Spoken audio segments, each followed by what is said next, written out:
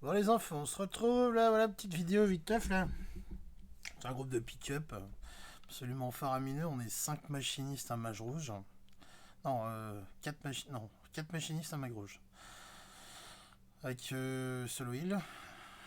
Bon, c'est un ancien contenu, sans D5, c'est juste pour vous montrer vite fait les différentes mécaniques du fight. En fait, il n'y a rien de très compliqué.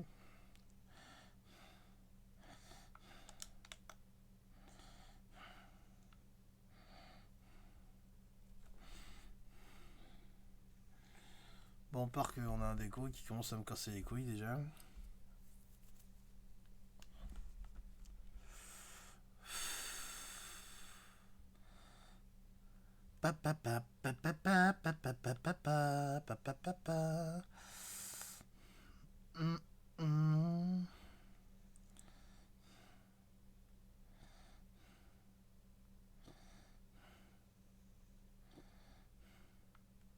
Ah, joli, machiniste qui a passé T. Donc T, c'est Alexander Fatal. J'avais pas vu. Cadou. Pistolet lendemain édénique. Oh, joli stuff, très joli stuff.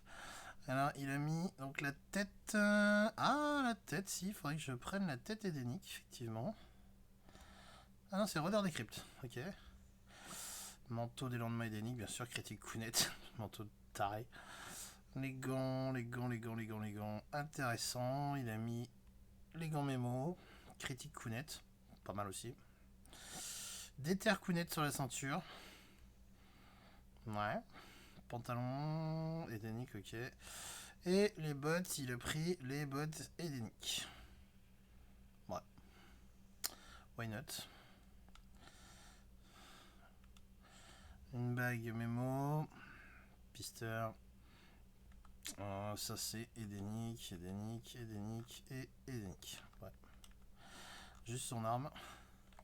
Alors, son arme qui est absolument faramineux. Regardez quand elle est dégainée. L'arme de T. Absolument magnifique cette arme. C'est l'arme qu'on gagne quand on réussit le Fatal Alexander. Cette arme est divine. Avec les rouages qui tournent là, c'est absolument magnifique.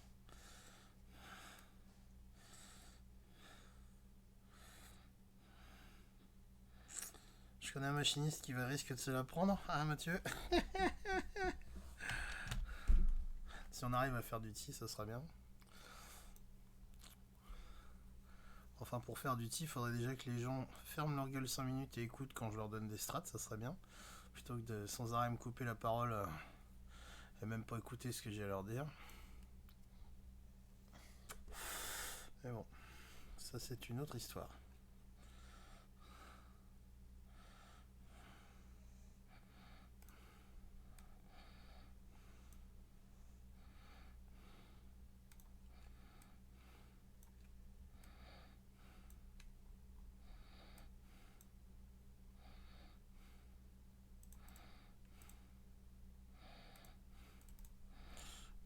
Oui, je suis dans une équipe très gentille. Hein.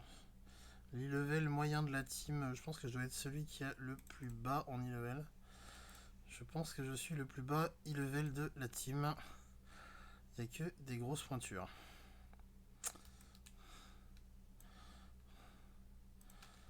Normalement, là, tous les machinistes, on devrait garrocher du poney. Harry Potter, c'est celui qui craint le plus, je dirais. C'est notre Solo Hill. 530, 510, 530. Ouais, bon, il a passé quand même le 3ème étage. Les tanks, c'est ras des pâquerettes. 520, 530, pas ce fait. Et ça, et Michizu, ça me dit quelque chose, ça. Un skin déjà, c'est quelqu'un qui a passé God Kafka, si je ne dis pas de conneries. Oui, l'âge de diamant, les armes de diamant, c'est Kafka. T'as en noir, une hache absolument magnifique.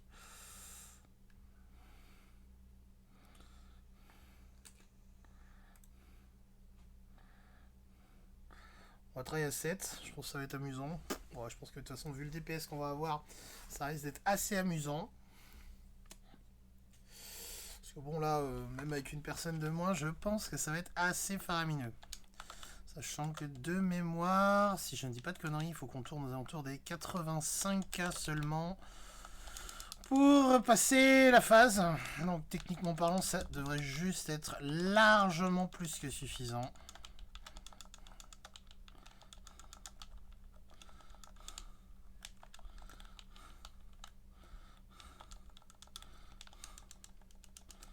On fait déjà un open 150K à 7. Ça vous donne une idée un peu du groupe.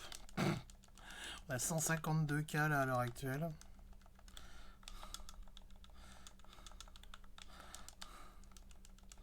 Et on est 7, hein. Je tiens à le rappeler.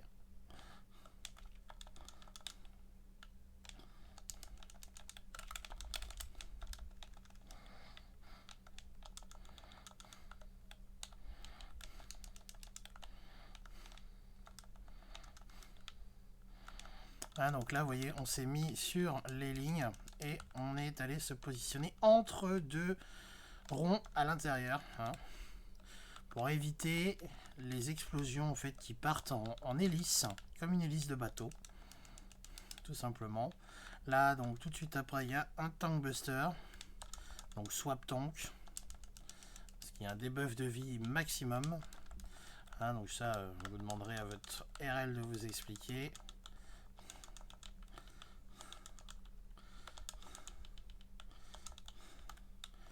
Sachant que ce fight peut quand même se faire en solo tank. Hein. C'est un fight qui peut se faire en solo tank. Ah, merde. Il fallait être sur les sillons. J'ai fait une connerie. Je risque de crever. Parce que je doute avoir du heal. Ça m'étonnerait. Sur du solo heal, j'avais qu'à pas faire de conneries.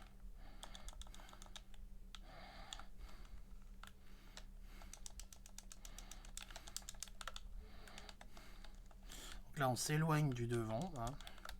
Donc la mécanique des sillons, deux mécaniques possibles, soit on est sur les sillons, soit on est en dehors des sillons, hein, pour déposer les trois orbes que vous avez vus, les trois flaques de merde rouges que j'ai déposées là. C'est exactement le même principe, hein. Si vous êtes en dehors des sillons, vous les déposez en dehors des sillons. Si vous êtes sur les sillons, les distants, donc les healers et les ranges vont aller prendre les sillons les plus grands, hein, pour pouvoir laisser les petits sillons pour les mêlées, hein, de telle sorte que les mêlées puissent toujours taper, hein, toujours on est dans un optique de taper, hein, on est sur de l'extrême, le but étant de taper.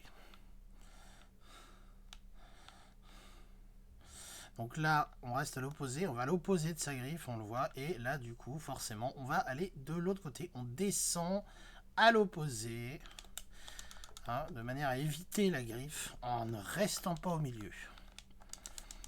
Tout de suite, on se rit pas KO, hein, tout le merdier, comme d'habitude, hein, et là, il va y avoir un éloigné du devant, donc là, normalement, le tank est censé légèrement tirer le boss vers l'intérieur de la map. Voilà, piétinement sévère, donc là, le tank buster qui arrive, swap tank à nouveau. Bon, si vous avez un tank qui a beaucoup de stuff, vous pouvez éventuellement le faire en solo tank, hein, ça se fait. Donc là, on se répartit bien en deux groupes, à droite et à gauche. On prend les dégâts, hop, on s'écarte les uns des autres et on se met sur les côtés, on se répartit bien. Les tanks normalement sont au milieu, prennent les dégâts, sont sous un vu, hein, et on se rapproche pour se faire healer gentiment. Voilà, et là on est déjà à l'enrage, alors on a sauté je ne sais pas combien de mécaniques, on est à 102K de DPS à 7. Donc là techniquement parlant on passe de 9 à 7 en termes de DPS pur. Vos mécaniques ça serait pas faisable, mais en termes de DPS ça passe. Donc vous voyez que c'est largement possible de récupérer des phases. Ah, c'est pas parce que vous avez un mort sur le fight que ça passe pas. Là on a fait un combat entier, hein, et on était en termes de... on pouvait remonter, hein. En termes de DPS je dois être à la queue. Ouais, je suis 3ème. Les tanks sont un peu ledge, un peu ledge. Un peu ledge. On a Harry Potter qui est donc notre solo, notre seul heal. Il y a quand même du taf à faire parce qu'il y a eu pas mal de morts, hein, de rien avec les mécaniques. Hein. Parce que bon, bah, il y a eu 10 solo, c'est pas terrible, mais 9k DPS. Non, c'est pas mal, bon groupe. Apparemment, Sugar vient de récupérer, donc pour la P2, ça va aller très très vite. Alors, c'est un fight, il faut savoir, quand vous avez passé la P1, voilà, vous passez la P1, on arrive sur une nouvelle arène, P2, donc là, vous avez l'arme rubis réelle. Vous faites un reset. Un reset directement, hein, parce que ce qui se passe, c'est que à ce moment-là,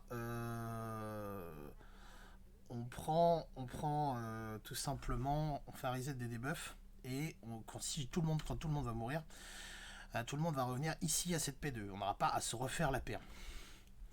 Ça, c'est un combat qui est sympa pour ça, hein, pour apprendre justement ces combats qui sont phasés, où il y a un checkpoint. C'est ultra agréable.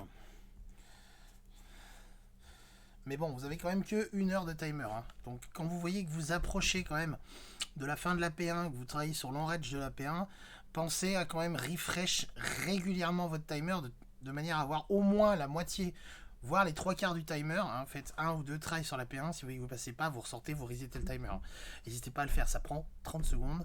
Et surtout, ça vous permet de try. Parce que là, le truc qui se passe, c'est que si jamais vous passez à moins de 30 minutes le checkpoint, vous allez faire quoi, peut-être 2, 3, 4 tries, où vous auriez pu en faire 7, 8. Il faudra que vous repassiez la P1.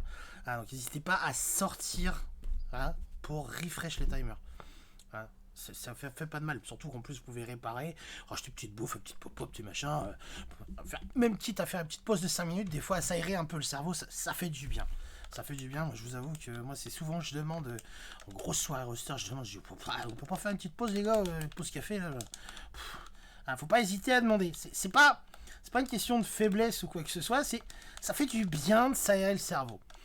Ah bon, revenons sur ce fight. Donc la priorité, on fait un open. Donc on a un demi-open, hein, qui va même pas être fini. Et voilà, là on a 2 couleurs, le bleu et le rouge. Et là on voit que moi, Electro, j'ai un debuff rouge, donc je vais attaquer le bleu. Hein, toujours à l'inverse.